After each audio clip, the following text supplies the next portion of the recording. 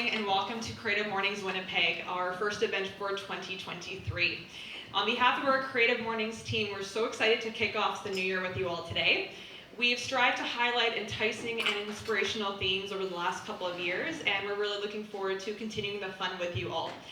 If we haven't had the chance to meet previously, my name is Lindsay Lambert, and I am one of the Creative Mornings Winnipeg Steering Committee members, and I'm also the MC and script writer. I've been involved with Creative Mornings since May of last year, and it's definitely safe to say that it's one of my favorite areas to volunteer within, and it certainly is always just a great opportunity to connect with new members from the community, and it's nice to see a lot of new faces today, so it's nice to meet you all. You say that you're fine, do you believe it? Follow the call.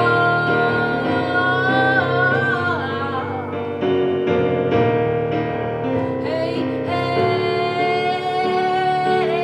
follow the call. If you want it and you gotta give it all. Follow the call. If you want it and you got to. Our Sheffield chapter chose this month, and Lisa Malby brought the theme of sanctuary to life in their illustration. Here's how our Creative Mornings headquarters welcomes a theme of sanctuary. Now, I was actually going to ask everyone to close their eyes during this. You can if you'd like, because I thought their theme and their intro was quite powerful. But this is how they introduced it. You can stop running now. You are safe here. A sanctuary provides protection to those who are vulnerable, those who are fleeing violence, those who have been cast off and told there is no place for them there, even animals whose habitats have disappeared. Here is a place where you can finally lay your head down and rest. The original meaning of sanctuary was a sacred place containing a holy relic or person. A sanctuary recognizes that each of us, no matter where we come from or what we've been through, or even our needs, whether that be a full belly, for a roof, for safety, to be free from worries, are inviolable and whole. Where do you find refuge? What happens to your body when you cross its threshold? And most importantly, how can you hold the door open for others? Reading this introduction for myself rings like a warm cup of coffee, honestly. Or maybe the feeling of walking on a winter walk somewhere and maybe a glimpse of sunshine that peeks through the trees and that just hits your face so softly.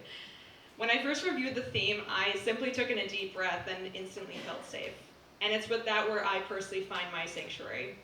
To be able to recognize what spaces for you feels like home or like a sanctuary is such an incredible experience. And I want to challenge all of you to consider these feelings and views that we shape around these safe spaces and ask yourself, what would happen if we could fill them within ourselves?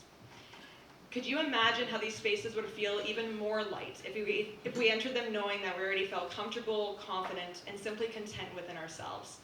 Our bodies, of course, are incredible on their own, but consider how you can find a way to ensure you feel safe in your own body, and I bet you'd find that you'd have the joy of traveling within a sanctuary every day going forward.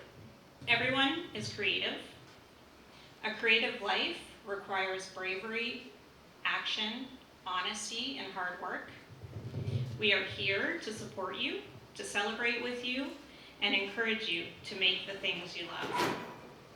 We believe in the power of community. We believe in giving a damn. We believe in face-to-face connections, in learning from others, in jazz hands and high fives.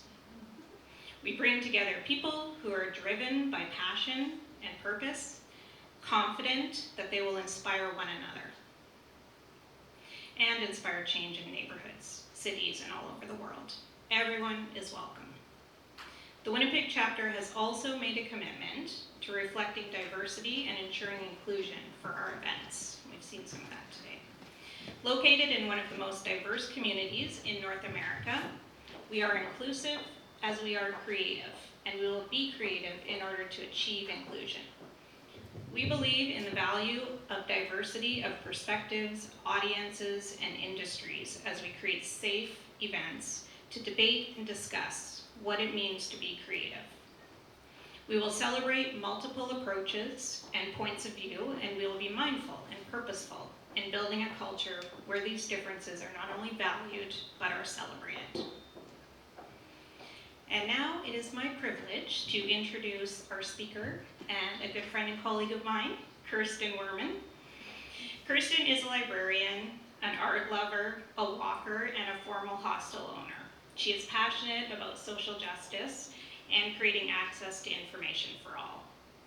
To that end, she has volunteered inside carceral institutions for 15 years in both Alberta and Manitoba. Kirsten is the founder and the chair of the Manitoba Library Association's Prison Libraries Committee, which we often refer to as PLC. Formed in 2012, the Prison Libraries Committee brings books and library services and programming to 6 provincial carceral institutions in Manitoba, where there previously were no libraries. The PLC believes that access to books, to literacy, and the information is a right for all. And while that is their goal, they have come to realize that one of the most important things that we can do is to create a moment to facilitate a space where humanity and perhaps even hope can exist. The Kirsten that I know is generous. She has an amazing amount of integrity. She is a true leader in our community. I think I would say a quiet leader because she's also incredibly humble. So she would tell you that the PLC is not her. It is a team, it's a community of people. But I'm always saying to her, yes, that's true. However, without a strong leader, without someone who has the ability to create an idea, to stand behind it for many, many years and to push it forward, we wouldn't have PLC. And all of that great team wouldn't be able to be coached, to be propelled forward without such a strong leader. So thank you, Kirsten, for all that you do in our community, and please come on up. Thanks so much for inviting me. Thank you so much for coming out. I had a really great walk here this morning, about 40 minutes in the nice cold, and for part of that time I was following this guy who was walking like this the whole time, and I was like, oh my gosh, he just looks like he's so happy on this Friday morning. So, you know, I just started walking like that too, so feeling good. I mean, so now we delve into this topic. It's not the most gleeful, joyful topic, but I hope that you will get something out of it that maybe kind of can expand your ideas of maybe what you have around corrections, around these carceral institutions, and around the folks, our community members, who are inside those spaces right now. So I do want to say that the work that we do with the PLC, and we've got a couple volunteers here, peeps, those carceral institutions are on Treaty 1 and Treaty 5 territories. We know that so many of our community members who are inside these prisons have been impacted by these treaties, and that many of the promises made in those treaties have remained unfulfilled.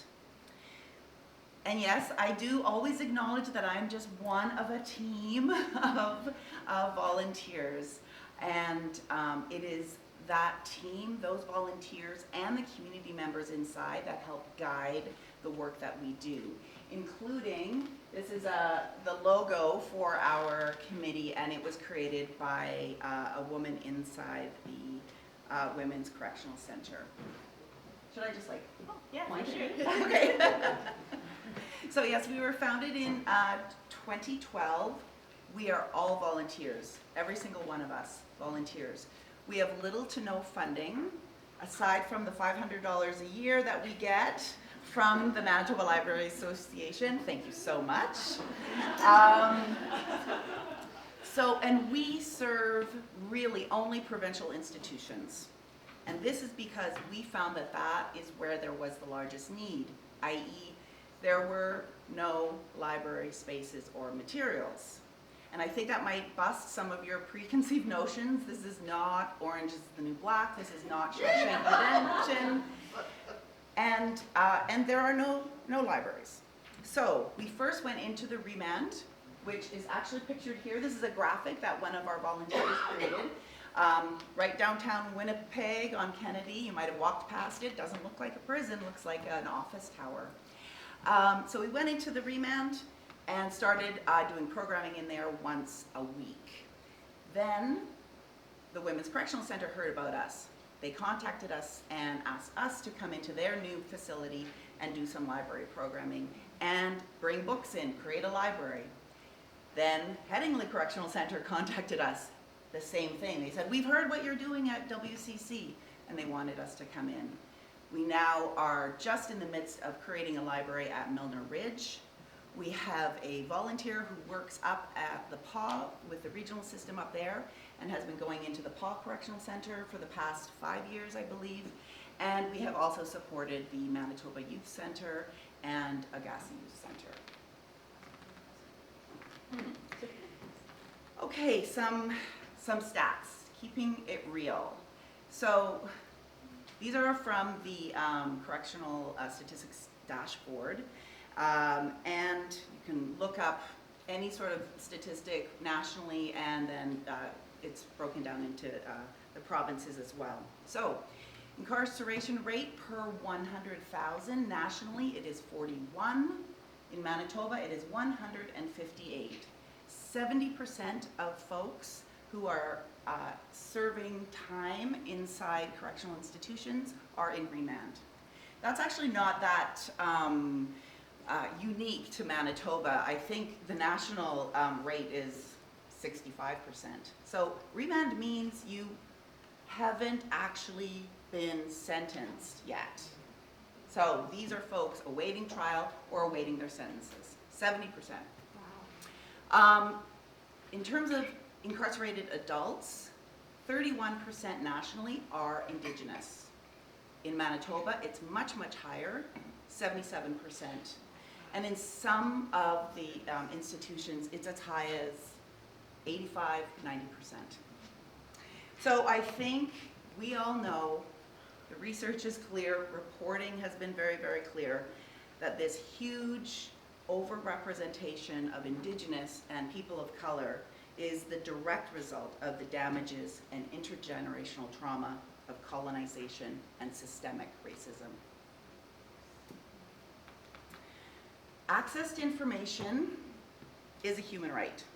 Just because you're incarcerated doesn't mean that you've given up that right. Doesn't mean that you've given up the right to learn and to access information. And in fact, I would say that that becomes even more important when you're inside a carceral institution. And it turns out that folks inside prisons have the same types of information needs as us. Surprise, surprise. So during the pandemic, we started an email reference service. So because we couldn't actually go into the institutions. So this is a service where folks will fill out a form, write down their research question or just whatever information that they want. They'll give it to the teacher, and then the teacher emails our team, and then we send them back some information that the teacher can then print out and hand over to whichever person asks for the information. So it runs a broad gamut from language learning, so many questions about language learning. So many folks want to learn their Indigenous language. So many folks want to learn ASL. We get that request all the time. But they also want to learn Punjabi or Spanish. So that's a really, really big request. Indigenous cooking, entrepreneurship, mental health, and legal resources, of course. And not to mention all the book requests. And the constant requests for James Patterson. We cannot keep up with the James Patterson requests. Holy moly. I mean, I guess it's a good thing that he keeps churning them out every week. But also lots of requests for Game of Thrones, true crime for sure, Twilight, the Twilight series. We just had to find a bunch of soft cover for the Twilight series for the men's prison. People really become readers in prison. Fiction can help build empathy and help the reader experience another person's point of view. even the bad characters, like you said. It's really important. And folks inside, they really want to hear the stories of hardship, but how someone has overcome that hardship. So what's been interesting is we've really found out that within the units, there are a few people who have sort of become self-proclaimed librarians. So I'll get these requests, and it'll be from the name librarian for Unit 2. And then he'll give all of the requests from the guys on his unit. Or one guy told me, okay, I started a book club. We're reading The Taking by Dean Koontz, and then I'm going to have everybody write a summary and share it. I was like, what? That's amazing, like blew my mind. So these things are happening just in the grassroots, unit level. But books like Gabor Mate, huge requests for Gabor Mate and any sort of addiction, self-help. Beading and art books. We had an older woman who would come in and she would just be looking for anything to inspire her because she was teaching all the younger women beading techniques. The best though is when the folks can come into the space that we've created themselves and then choose their own book or say, oh, I love this book, you should read it, and then we can talk about it afterwards. Or we had a book, just one book of how to use your body as a gym, so for strength training. And so one guy had it, and then there were all these other guys around looking and almost like committing the pictures to memory, because then they'd go back to their cell and work out. So it's a joy to work with these folks and to interact with them and find out what their needs are, what they're interested in, and it's just an escape for us all, really. My big memory I have too is one guy, he left the space and he was like, Dostoevsky, yeah!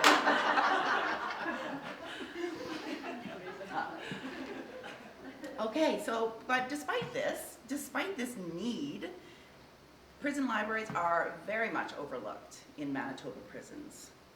There's no funding, there are no libraries, there's no internet. The teachers, some of the staff have access to internet, but the folks inside, our community members, do not have access to internet.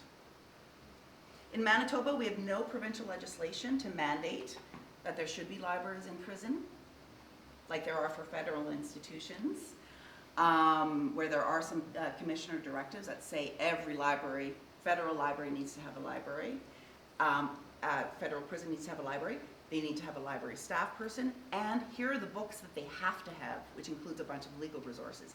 We need to have that provincially. Information poverty and barriers to information access, along with low levels of literacy, do nothing to help incarcerated individuals deal with the complexities of an information-driven and information-rich society. So the reality is when we do this work, despite all of this, we are trying to build relationships. We are trying to work with community, create community, not to mention work within the carceral bureaucracy, but it all takes time. It takes so much time.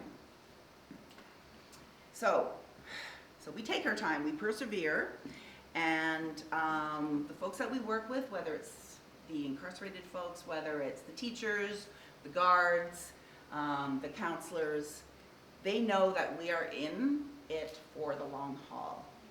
They can count on us.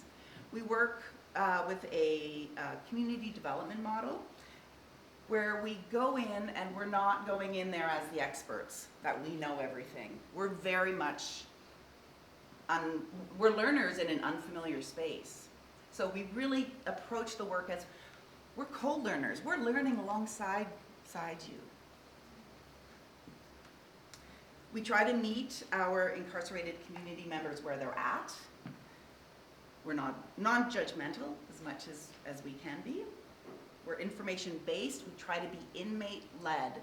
So we talk to these folks. We try and find out what is it that you want. We have surveys. I just got a bunch of surveys from some of the guys at Milner Ridge. We do focus groups. We value their own lived experiences. We value their lived knowledge. We have so much to learn. And we let them know that we care by showing up and by not wearing a uniform, frankly. It's very difficult to do library work within a prison. It's not really set up. Libraries, we value information access for all, equal access for all, and that's not really how a prison is set up. They have some pretty strict, rigid rules, of course, and so we don't always fit in. So we have to be really creative to do the work that we do.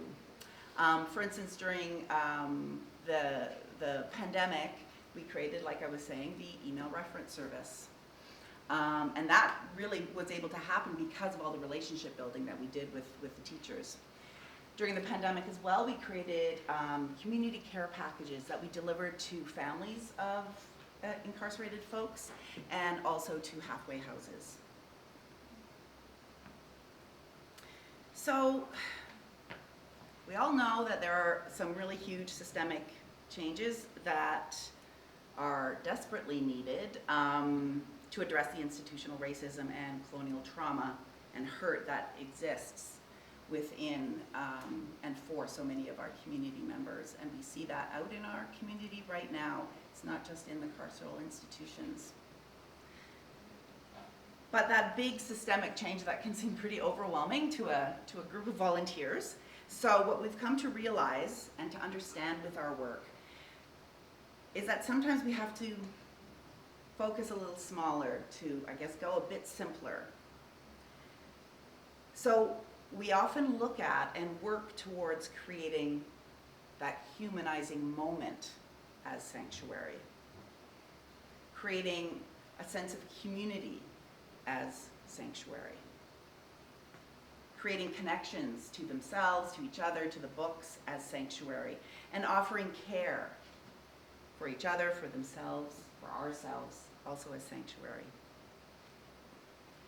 Just before the pandemic, we offered some writing circles, and we created we published a chapbook of writings and poems from women, by women at the Women's Correctional Center. I've got a few copies of it up here that you can take a look at. So those types of, and we're hoping to do a volume 2. We have, I think, the former writer in residence from WPL on board to do some writing circles with us and with the women, so that'll be exciting. We had a public launch. We sent books, copies of the books to the families. You can actually find this book in the collection of Winnipeg Public Library as well. So we're excited about volume 2. So really, alongside the books that we have and we provide, any of that accompanying library programming and workshops can also be a place to help facilitate that moment of connection and humanity, as well as a space to share that important lived knowledge and experience. Okay, so here are some final thoughts. How do we move forward? By showing up, by doing the work, by being engaged, by sharing and telling stories. And perhaps in the words of Daniel Heath Justice, who is a Indigenous professor at UBC and a member of the Cherokee Nation, we imagine otherwise. I think we have to start imagining otherwise. I think we look at it in our community right now, Millennium and the security measures, the transit buses and the need for security on buses.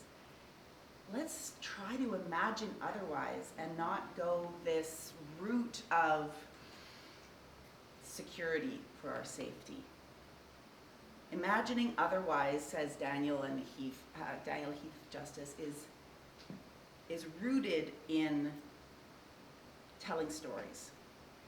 And for those people who have seen me speak before, I often tell this story, but I have to again, about when Negan Sinclair, we brought him in to the remand.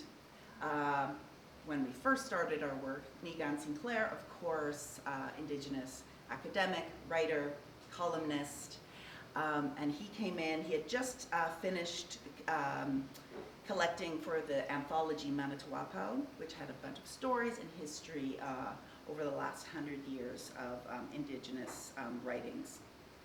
He shared with us afterwards that many of the inmates who came to his talk, they knew the stories. Many of them knew the writers. Many of them were actually even related to them. And this is what he told them. He said, "These are your stories. People want to hear your stories. Never let anyone tell you that your stories are not important." Powerful message, powerful moment, and I think probably a really powerful moment of sanctuary for so many of those folks. We will move forward by remaining committed to the work by focusing on community, connection, and care, and by recognizing people's full humanity, their individuality, their lived knowledge, and their potential. Thank you.